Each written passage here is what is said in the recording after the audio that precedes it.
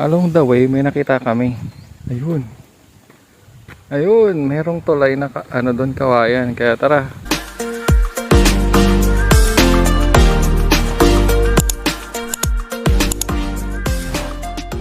Puntahan natin.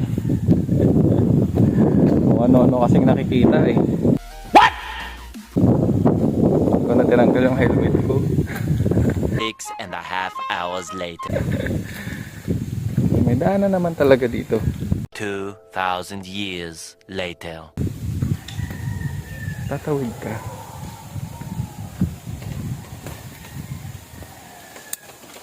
Day 2. Ayan.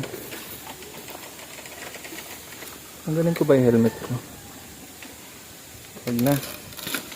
Same din naman itsura ko kahit. Uy! Ang galing ng ginawa nila, kawayan. Tapos, ano lang siya, parang binuhol-buhol. Wow!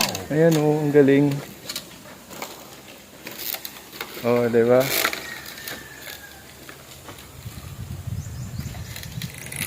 Hidden spot. Ayan. Kami lang tao dito. Ayun, no, kita mo naman, no. Video yan, may video. Boing! Video nga yan, no. Picture daw. Lang siyang pinulbuhol yung kawayan. Tapos hanggang dun. Siyempre, di na tayo pupunta dun. Ayan, may naglalakad, parating sila. Ay, may bike. Ang layo rin ito, ah. Malayo rin. Ang husay talaga ng mga uy, ayan oh, medyo may mga hiwa-hiwalay na siyang daanan. Yung helmet ko pala, sila mo. Nahulog, di ba? Pag nahulog, bibilang mo kung bago. Isisirin mo. Walang dalang damit. Oh no! Bagong gawa lang to?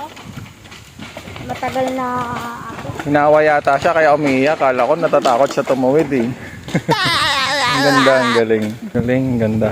Promise.